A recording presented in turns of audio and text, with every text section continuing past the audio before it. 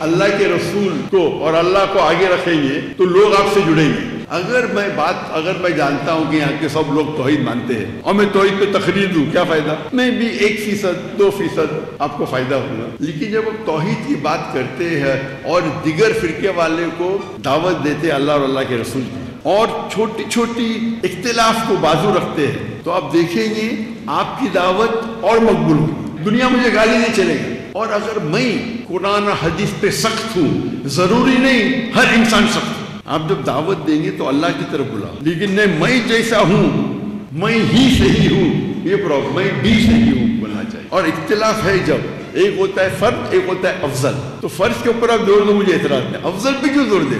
آپ افضل پہ زور دینے جاتے ہیں تو کیا ہوتا ہے؟ اختلاف ہوتا ہے، آپس میں جھگڑا ہوتا ہے، فتنہ پیدا ہو جاتا ہے۔ ایک ٹیچر کا عہدہ، ایک ٹیچر کا آنر ایک کلرک سے زیادہ ہے، اسی طریقے سے ایک پرنسپل کی رسپانسبلٹی، ذمہ داری ایک ٹیچر سے زیادہ ہے، ایک ٹیچر کی ذمہ داری ایک کلرک سے زیادہ ہے۔ اللہ سبحانہ و تعالی ہمیں اس آیت میں فرماتے ہیں کنتم خیر امۃ اخرجت للناس، کہ ہم سب سے بہترین امہ ہیں ساری دنیا میں۔ کیا ہمارے پاس کوئی ذمہ داری نہیں؟ اللہ تعالیٰ فرماتے تأمرون بالمعروف وتنہون عن المنکر وتؤمنون باللہ، کیونکہ ہم لوگوں کو اچھائی کی طرف بلاتے ہیں اور برائی سے روکتے ہیں اور اللہ پہ ایمان لاتے ہیں۔ اگر ہم لوگوں کو اچھائی کی طرف نہیں بلائیں گے اور برائی سے نہیں روکیں گے تو ہم مسلمان کہنے کے لائق نہیں ہیں، ہم خیر امہ کہنے کے لائق نہیں ہیں۔ آج کیونکہ دنیا میں تعداد بڑھ رہی ہے، ابھی 8 بلین سے زیادہ ہے، اور مسلمان کی تعداد تو ماشاءاللہ 25% سے زیادہ ہو گئی، 2 بلین سے زیادہ ہو گئی۔ لیکن افسوس کی بات ہے وہ حدیث ہے اللہ کے رسول کی کہ جب وہ کہتے ہیں کہ سب لوگ مسلمان پہ ٹوٹ جائیں گے تو صحابہ پوچھتے کیا مسلمان کم ہوں گے؟ تو اللہ کے رسول فرماتے نہیں، ہماری تعداد بہت ہے لیکن ہم چھاک کی طرح ہیں، will be like froth۔ اور ہم دیکھتے ہیں کہ آج مسلمان کی تعداد زیادہ ہے، اللہ نے ہمیں دولت دی ہے، کالا سونا دیا ہے۔ میرے نزدیک آج سب سے امیر انسان بل گیٹس اور جیف بیزوس نے ہمارے مسلمان ہیں۔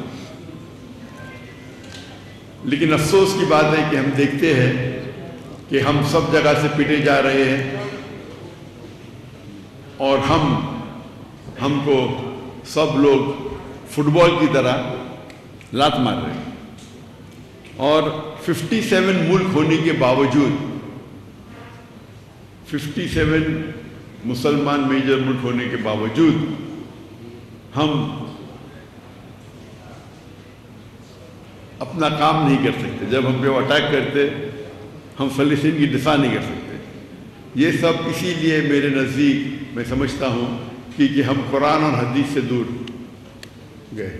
پہلے دیکھیں گے آپ، اللہ کے رسول کا دور تھا، خلفاء راشدین کا دور تھا، صحابہ کا دور تھا، ہم تعداد میں کم تھے لیکن ہم ٹاپ پہ تھے۔ ہم دیکھتے ہیں کہ 8ویں صدی 9ویں صدی میں یورپین کہتے تھے ڈارک ایجز، اندھیرے کا دور۔ کس کے لیے؟ ان کے لیے۔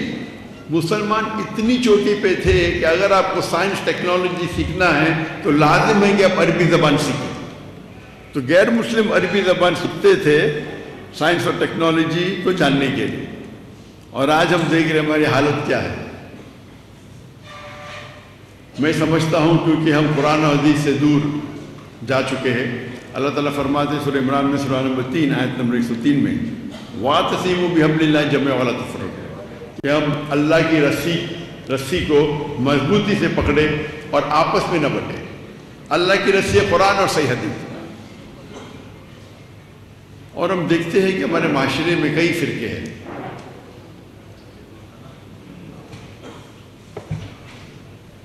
شریعہ یہ کہتی ہے کہ چھوٹا نقصان اٹھاؤ بڑے نقصان سے بچنے کے لیے۔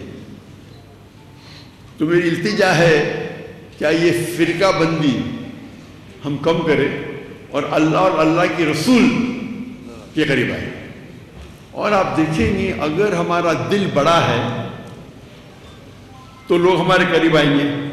ہمارا دل بڑا ہے، اگر ہم کمپرومائز کرتے اس کا مطلب نہیں کہ ہم ہمارے عمل پہ کمپرومائز کر رہے ہیں۔